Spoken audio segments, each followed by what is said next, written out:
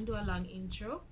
Of course, this is part 2 of my pregnancy journey video and life updates.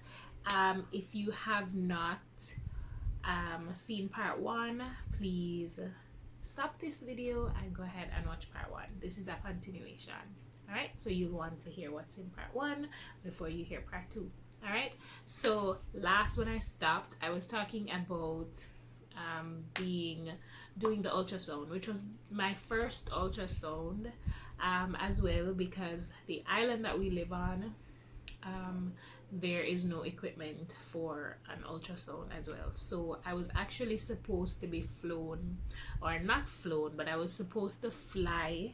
My husband and I, we were supposed to voluntarily fly to that island to actually do my first ultrasound.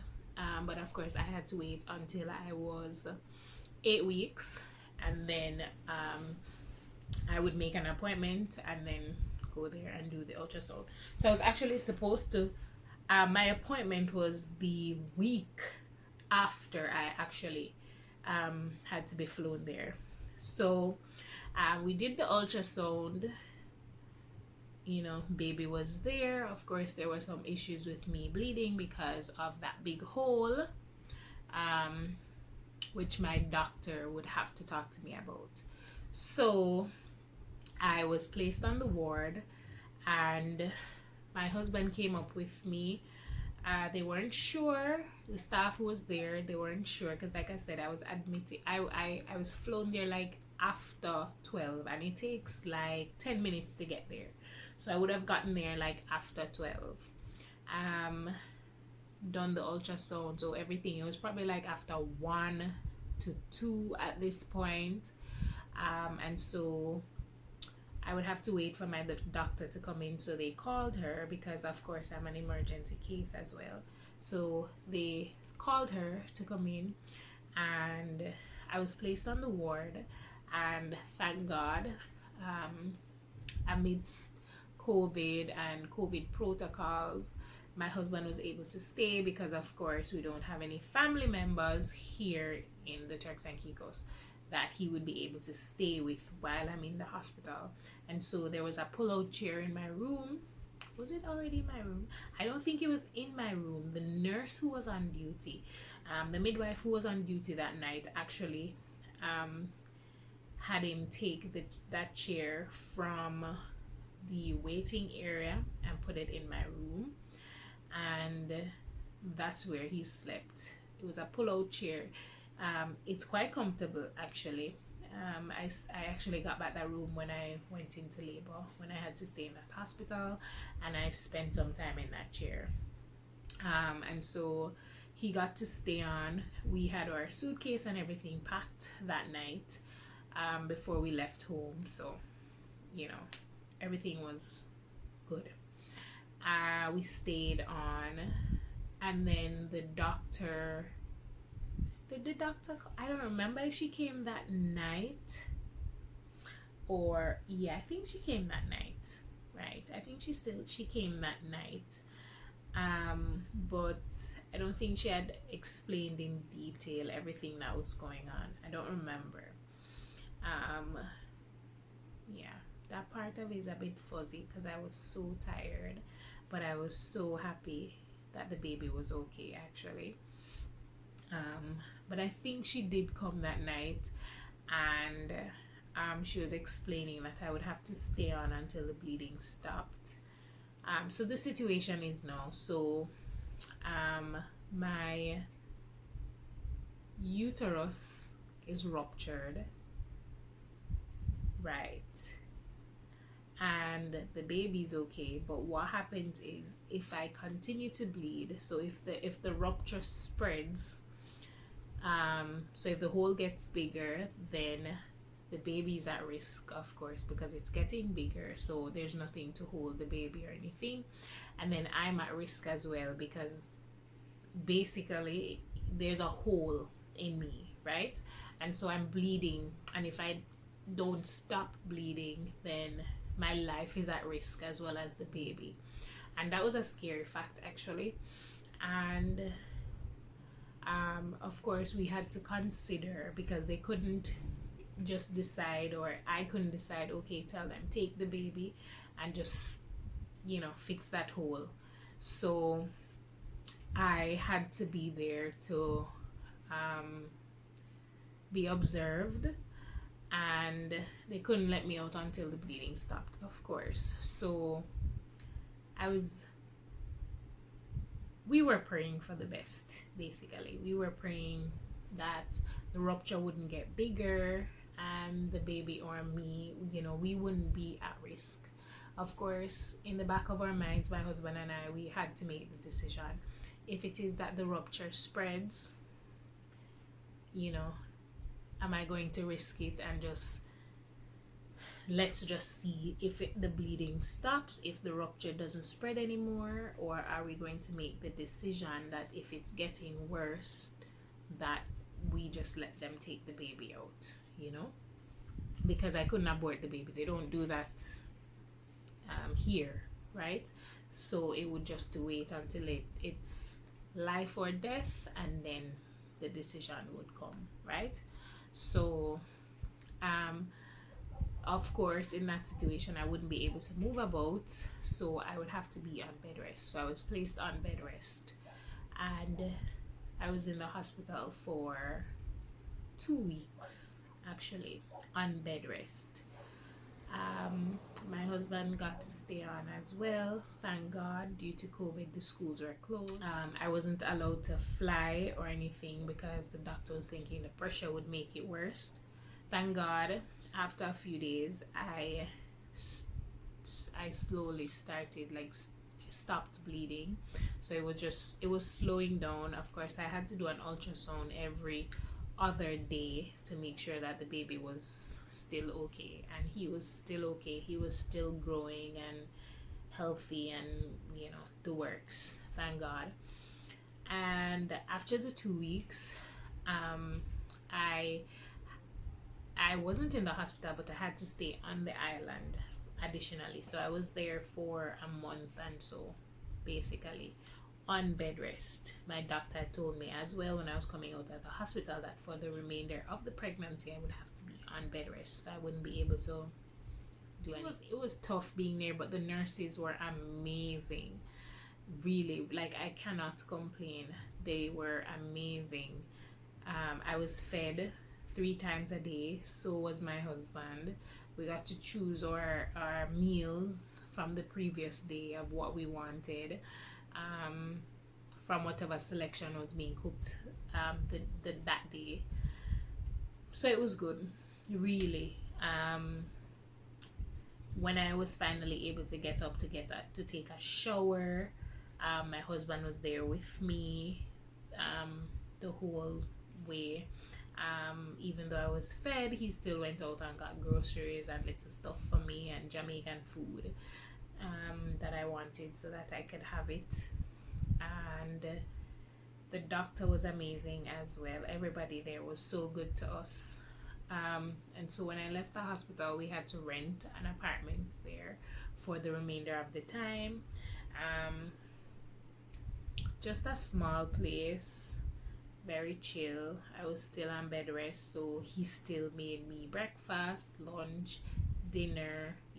Few times I would get up, of course, because I cannot stay in bed all day. So I got up, I took my showers, went to the refrigerator to get whatever I needed, all of that. There were no stairs I had to walk down or walk up, so that was good. It was just a studio, so it was fine. Then finally we got the go ahead that I could fly back home. So I came back over to this island, and I was still on bed rest, but I still moved around. I moved around more than when I was there, actually, but I didn't do a lot. I didn't lift anything. I didn't do any exercises. I didn't go walking, nothing.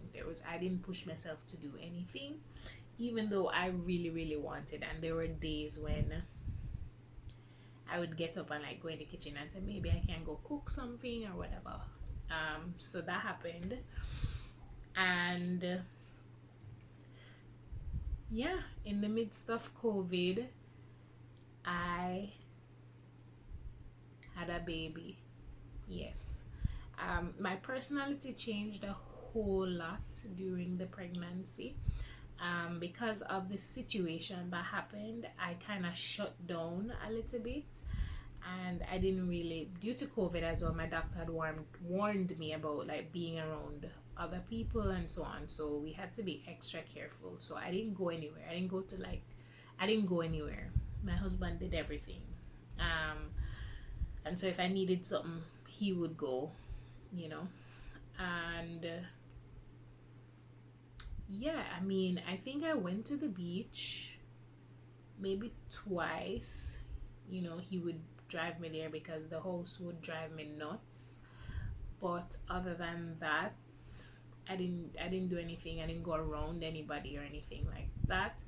And then what happened was, I was getting a little antsy, and I started to do teaching because I volunteer here, and I wanted to go there. So when I got a little bit more advanced, my doctor gave me the go ahead to move around a little bit more, and I used that to teach, at a school. But I never did much either. I sat at my desk most of the time, and then my husband would pick me up, and I would come straight home.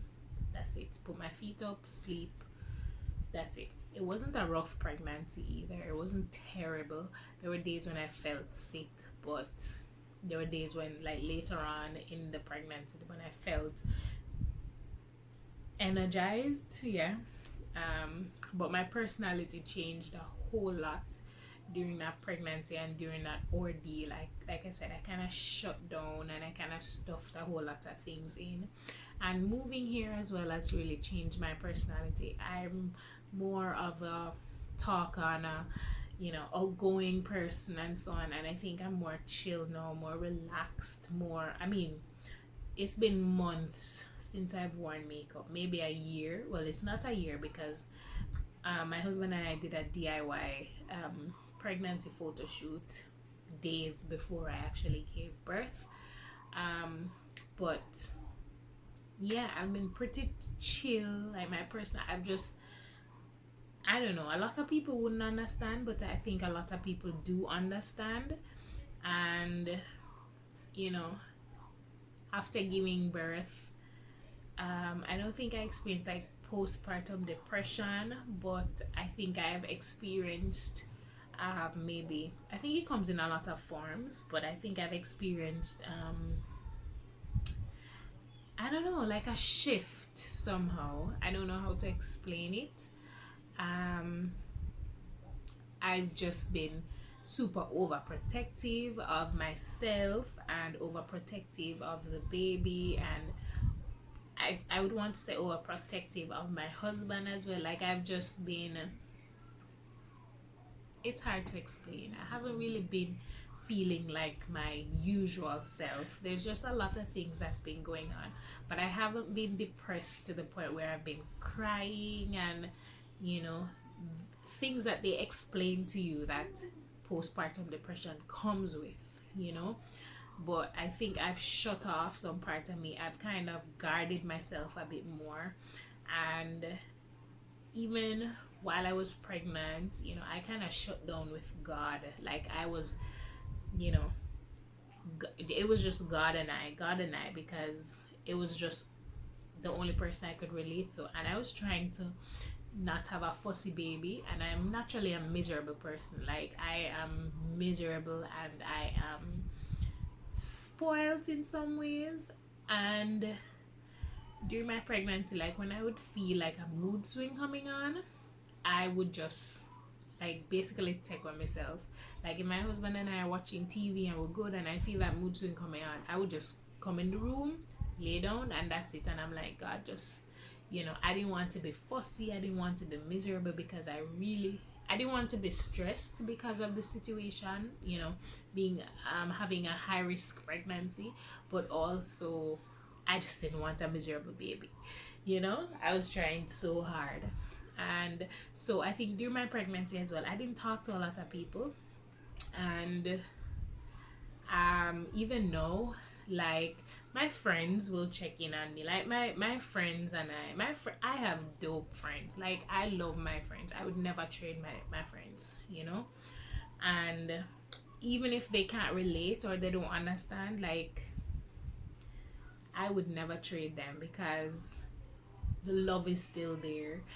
And I've always talked about like having a bipolar personality where you won't hear from me for months and then I just pop up and we just talk like nothing happened. Those are the friends that I have. Like we don't talk every day, but once we do, like it was like nothing was missed. And I love those friendships, you know. um and so for those who understand. For those who don't, they don't, and that's okay. You know, I've kind of kept to myself, and I think I deserve it. I think I am I don't know. I don't think it's a big deal. I don't think it's something, you know, that people should be concerned about or so on, because like I said, people check in. I talk to my mother almost every day and just the same. So people who know what's going on, they know what's going on, and that's okay. People who don't, they just don't, and that's okay. um and I think a lot of people don't understand what it's like, you know. People think, oh well, I had a baby too and I never acted like that, or I never felt like that, you know. But when you throw in high risk pregnancy with personality change, and then you throw in a pandemic, you know, where you're locked down, because I was planning to see my family and everything. And when the doctor said, you know, you can't fly, you can't do anything, I knew everything, you know. I knew there was not going to be a baby shower with any of my friends. There was not going to be a time period during my pregnancy that I would see my family. You know, I already knew I had to dismiss all of that. And, you know, that really took a toll on me because, like I said, I'm a social person. I love being around my friends. I love being around my family. I love planning. I love doing this. And I had already planned out my baby shower, just like I already had my wedding planned out. And so it was disappointing to go through all of that, you know, and then go through the whole pregnancy where it was just my husband and I, you know. Um, but you know what? I can't complain.